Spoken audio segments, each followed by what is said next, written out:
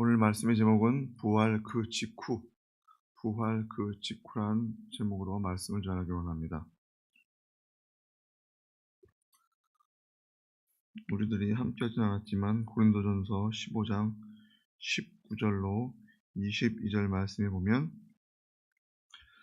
만일 그리스도 안에서 우리의 바라는 것이 다만 이생뿐이면 모든 사람 가운데 우리가 더욱 불쌍한 자리라.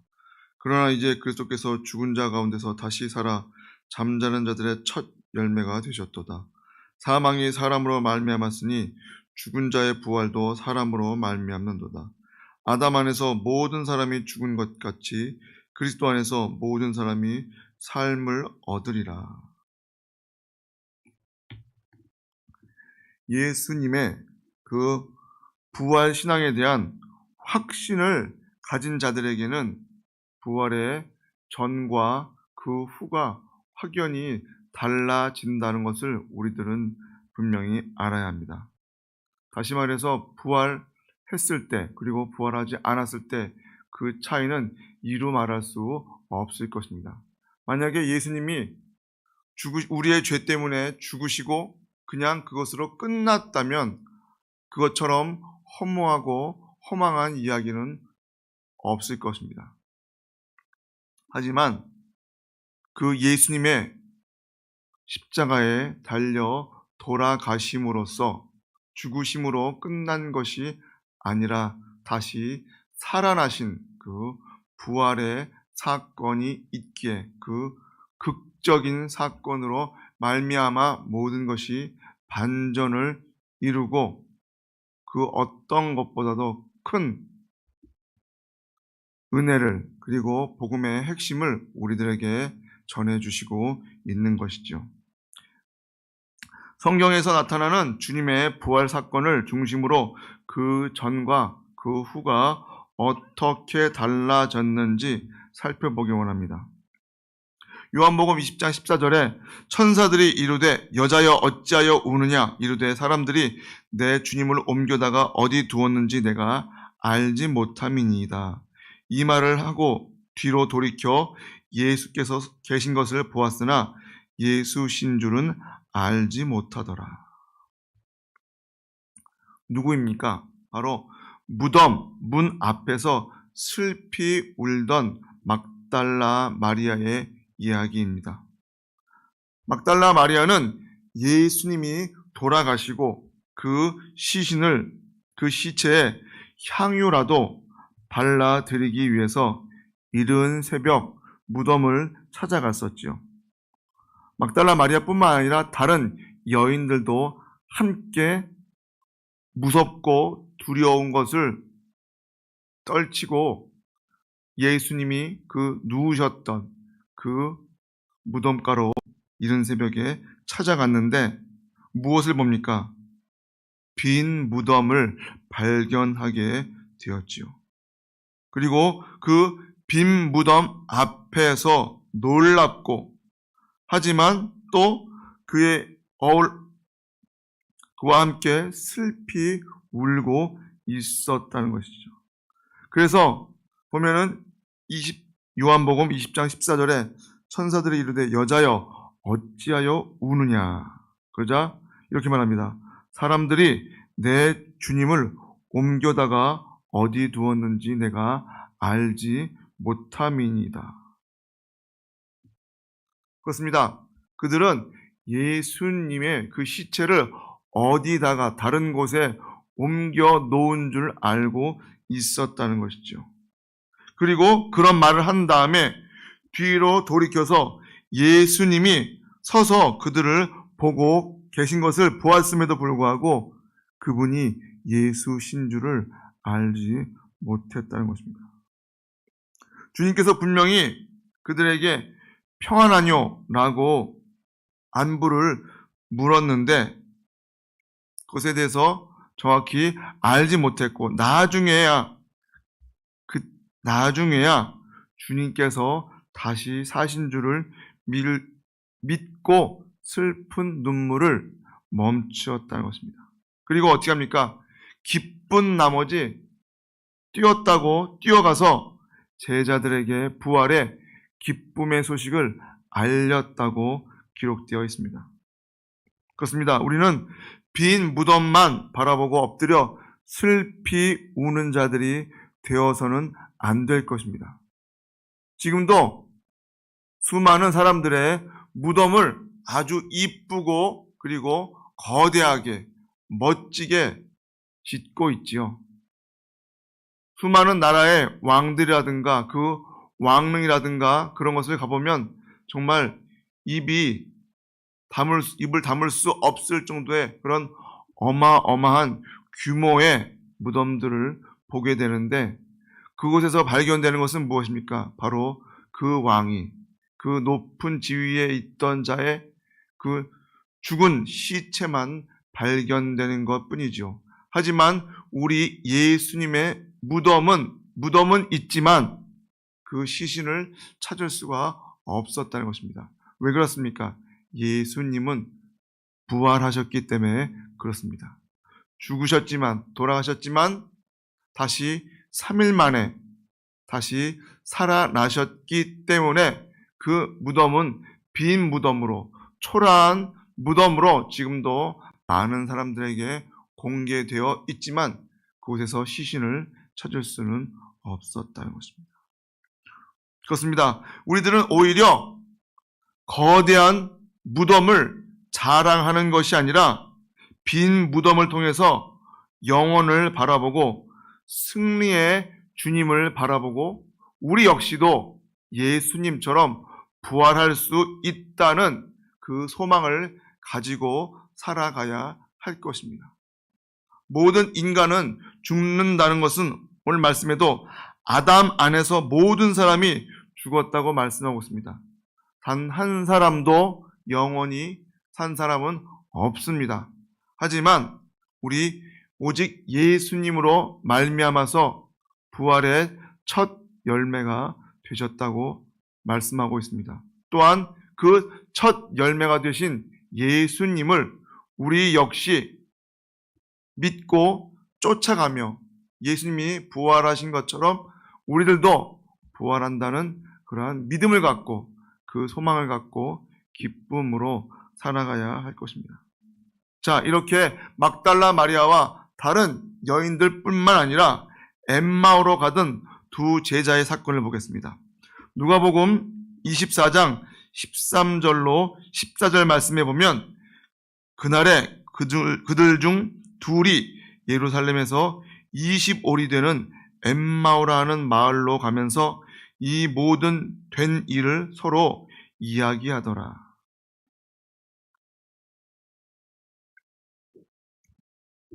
엠마오로 가던 두 제자들이 무슨 대화를 나눴을까요? 그들은 예수님의 그 사건을 대화하면서 어찌 보면 낙담하는 심정으로 길을 가고 있었을 것입니다. 하지만 그때 부활의 주님께서 그들에게 찾아오셔서 함께 동행하고 말씀해 주셨죠.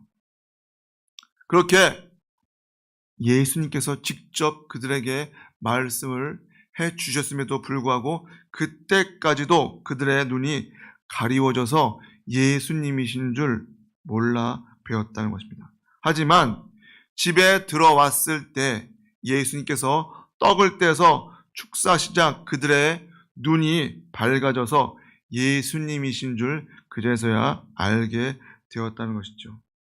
그리고 어떻게 합니까? 다시금 예루살렘으로 향하면서 승리의 발걸음을 향했다는 것입니다. 그리고 제자들과 함께 만나서 부활을 증거하는 자들이 되었습니다. 십자가에 달리신 그 주님만을 보았을 때는 정말 이루 말할 수 없는 공포와 슬픔밖에 없었을 것입니다. 아니, 아예 야고보 외에는 그 다른 어떤 제자들도 예수님이 십자가에 돌아가신 것을 보지 못했기 때문에 한마디로 누군가에게 예수란 분이 십자가에서 고통스럽게 달려 죽으셨다, 그 이야기를 들었을 뿐이란 것입니다. 무슨 말입니까? 자기들이 3년 동안, 3년 반 동안 열심으로 동거동락하며 함께 했던 그 예수님께서 십자가에 달려 돌아가신 그 사건을 그들이 들었을 때는 한없는 절망으로 나락으로 떨어질 수밖에 없었다는 것이죠. 하지만 부활의 주님을 그들의 눈으로 확인하였을 때 부활하신 주님을 확신하고 그들의 발걸음은 어떻게 되었습니까? 그 누구도 막을 수 없는 발걸음이 되었다는 것이죠. 그들이 모두 순교하기까지 예수님의 부활을 외치는 자들이 되었음을 우리들은 분명히 알아야 합니다. 또한 공포 속에서 떨고 있던 다른 제자들도 있었습니다.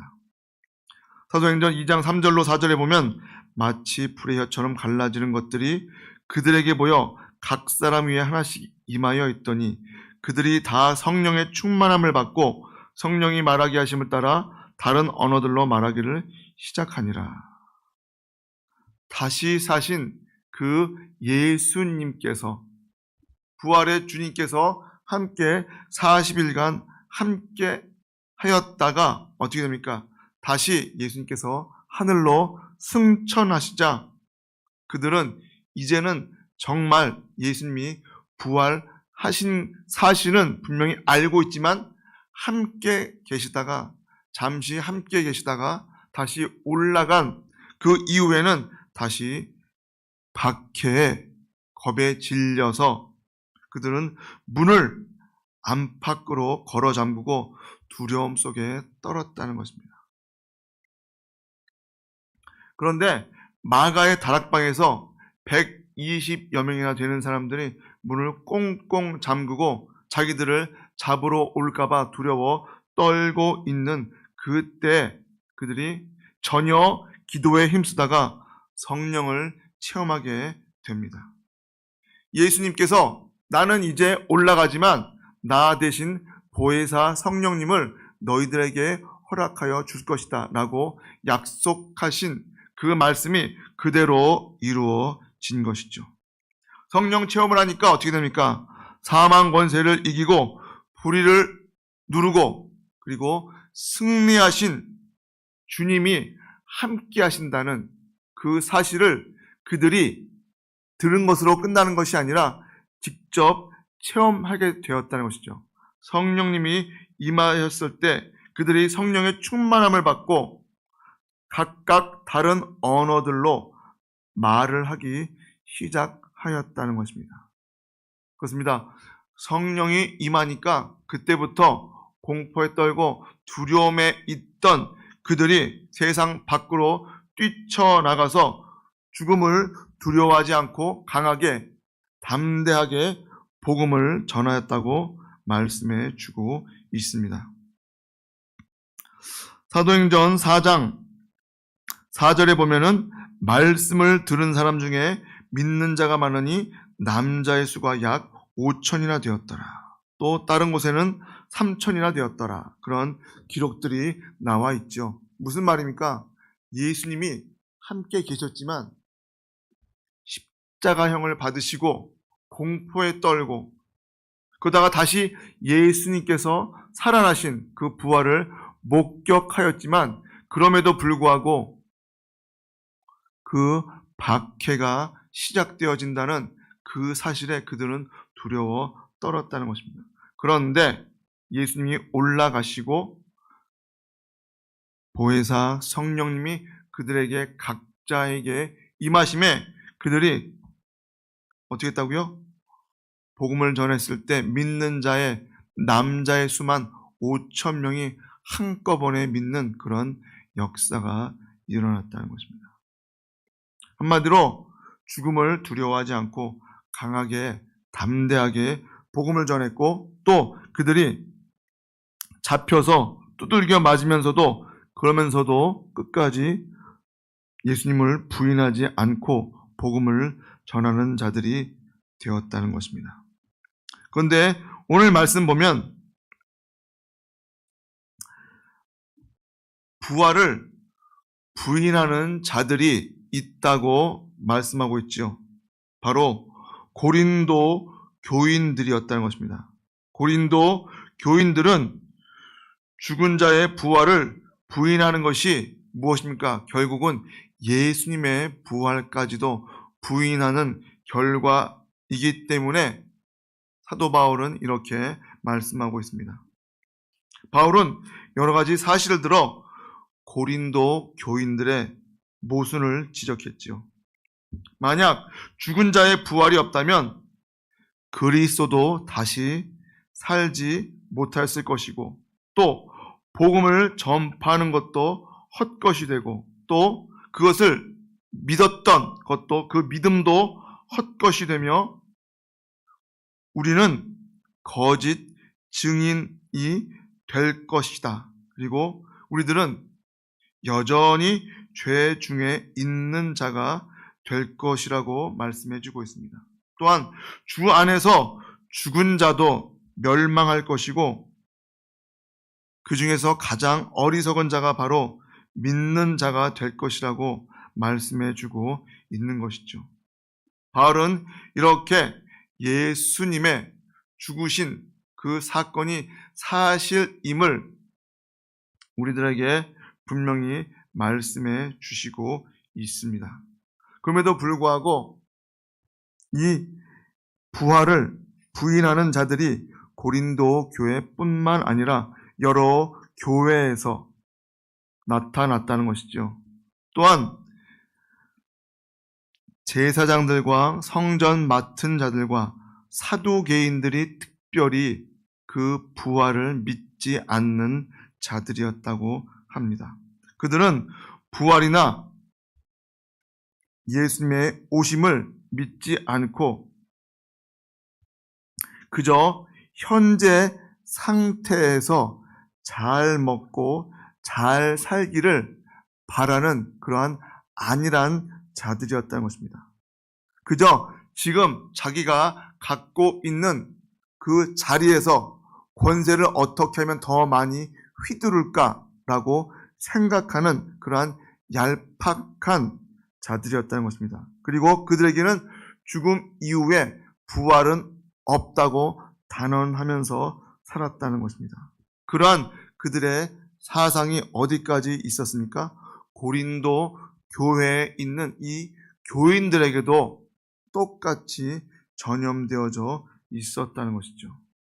혹시 우리 믿는 자들 중에서도 예수님의 부활을 믿지 못하는 자가 있다면 그것처럼 안타까운 일은 없을 것입니다. 아니, 그러한 것을 부활을 믿지 않으면서 예수님을 구주로 영접하고 산다는 것은 있을 수 없는 일이죠. 결국 어떻게 됩니까? 교회를 진멸하려고 했던 사도 바울도 예수님을 만나게 되죠. 사도행전 9장 4절로 5절 말씀에 땅에 엎드러져 들음에 소리가 있어 이르시되 사울아 사울아 내가 어찌하여 나를 핍박하느냐 하시거늘 대답하되 주여 누구시니까 이르시되 나는 내가 핍박하는 예수라. 원래 이 바울은 이 사울이었죠. 사울은 어떤 사람이었습니까? 예수 믿는 자들을 핍박하는데 가장 앞장섰던 자였습니다. 심지어 예수님을 직접 눈으로 만나 보지도 못한 사람이었죠. 그런 그가 유대교에 너무나 심취한 나머지 열심을 내면서 어떻게 합니까? 오히려 예수 믿는 자들을 이단으로 여기고 핍박하기 시작하여 심지어는 자기 나라에서 떠나서 외국에서 믿고 있는 하나님의 백성들까지 핍박을 하려고 가던 그 길거리에서 예수님을 만나게 되죠. 그리고 어떻게 합니까? 그는 그 순간 회심하여서 예수님을 핍박하는 자가 아니라 예수님을 전하는 사도가 되었다는 것이죠. 그는 이렇게 말합니다. 나는 주 예수의 이름을 위하여 결박당할 뿐만 아니라 예루살렘에서 죽을 것도 각오하였다고 사도행전 20장 13절에 고백하고 있습니다. 그는 결국 어떻게 됩니까? 하나님의 영광을 위해서 기꺼이 순교의 잔을 마시는 자가 되었다는 것입니다. 신약의 많은 부분을 사도 바울이 기록하고 있지요. 그리고 그가 기록한 내용을 보면 그가 복음을 전하면서 성령 받은 그 이후에 복음을 전했던, 어찌 보면 사도행전을 성령행전이라고 말하는데 바로 그러한 역사가 있었다는 것을 우리들은 분명히 알아야 합니다. 그렇습니다. 예수님은 부활하셨습니다. 그 부활하신 예수님을 사도 바울이 만났기에 지금 우리들이 함께한 이 고린도전서의 말씀처럼 예수님께서 죽은 자 가운데서 다시 살아 잠자는 자들의 첫 번째 열매가 되었다고 고백하고 있습니다. 아니, 단언하고 외치고 있습니다. 그러기에 우리들도 그 부활의 주님을 믿을 수가 있는 것이고 또 그 사실을 분명히 믿고 나아갈 수가 있게 되었다는 것이죠. 고린도전서 15장 57절로 58절에 우리 주 예수 그리스도로 말미암아 우리에게 승리를 주시는 하나님께 감사하노니 그러므로 내 사랑하는 형제들아 견실하여 흔들리지 말고 항상 주의 일에 더욱 힘쓰는 자들이 되라. 이는 너희 수고가 주 안에서 헛되지 않은 줄 알미라고 말씀해 주시고 있습니다. 다른 종교들은, 다른 신을 믿는다는 자들은 부활이란 것은 꿈에도 생각하지 못하는 단어였습니다. 하지만 그 부활을 말씀하시고 그 부활하신 분이 바로 우리가 지금 믿고 있는 예수님이십니다. 하나님의 아들이신 그 예수님께서 우리에게 분명히 내가 죽은 지 3일 만에 부활할 것이다 라고 약속하셨고 그 약속대로 예수님께서 부활하셨습니다. 그리고 그 부활한 기록을 우리들에게 생명의 말씀으로 기록해 주셨고 우리들에게 전달해 주셨습니다. 그렇다면 우리들이 예수님을 믿는다는 것은 그냥 이상적으로 생각으로 믿는 것이 아니라 내 마음, 내 영혼이 전심전력으로 믿는 것이 되어야 할 것이고 더 나아가서는 예수님이 하나님이시지만 인간의 몸으로 이 땅에 오셨고 또 우리와 함께 하셨고 온 인류의 죄를 위해서 죽으셨지만 3일 만에 부활하신, 다시 살아나신 그 사실을 우리들이 팩트로 믿고 살아가야 한다는 것입니다. 그것에 대해서 의문을 갖고 살아간다면 그것은 결코 바른 믿음이라고 할 수 없을 것입니다. 그렇기에 다시 말씀드립니다. 아담 안에서 모든 사람이 죽은 것 같이 그리스도 안에서 모든 사람이 삶을 얻게 된다고 말씀해 주시고 있습니다.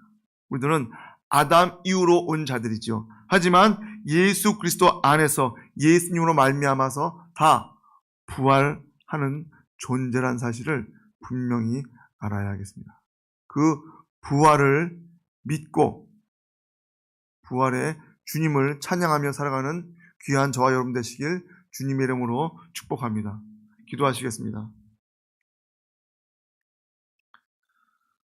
우리 예수님께서 나의 죄 때문에 십자가에서 돌아가신 그 사건을 우리들이 분명히 알고 또 돌아가신 것으로 끝난 것이 아니라 육체적으로 사망하였지만 다시 사신 그 부활의 첫 열매가 되신 것도 우리들이 그 사건을, 그 사실을 바르게 믿고 나아갈 수 있는 자 되게 하여 주시옵소서. 예수님이 돌아가셨을 때 예수님을 믿고 따르던 그들이 한결같이 그 예수님이 해주신 그 약속을, 그 말씀을 잘 이해하지도 못했고, 심지어 부활하신 그 모습을 보았을 때 처음에는 다 눈이 어두워지고 가리워져서 예수님이신 줄조차도 몰랐던 것을 보게 됩니다.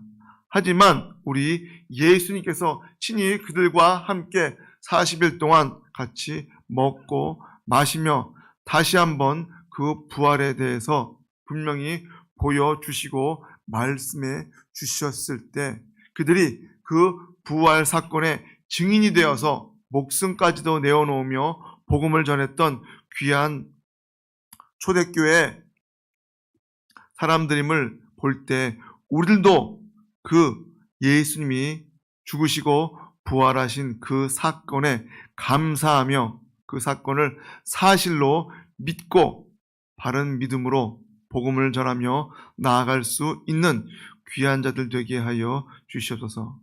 우리들 연약하고 부족합니다. 그럼에도 불구하고 우리 예수님께서 나를 위해 죽으시고 3일 만에 다시 살아나신 그 부활의 첫 열매가 되시고 우리 역시도 부활한다는 그 사실을 분명히 알고 믿고 마음판에 새기고 그 복음을 바르게 전달하며 나아갈 수 있는 부활의 소망자들 되게 하여 주시옵소서. 예수님의 이름으로 기도하옵나이다. 아멘. 주기도문으로 예배를 마치겠습니다. 하늘에 계신 우리 아버지여, 이름이 거룩히 여김을 받으시오며 나라의 마옵시며 땅에서도 이루어지이다. 오늘날 우리에게 일용할 양식을 주옵시고 우리가 우리에게 죄 지은 자를 사하여 준 것 같이 우리 죄를 사하여 주옵시고 우리를 시험에 들게 하지 마옵시며 다만 악에서 구하옵소서. 나라와 권세와 영광이 아버지께 영원히 있사옵나이다. 아멘.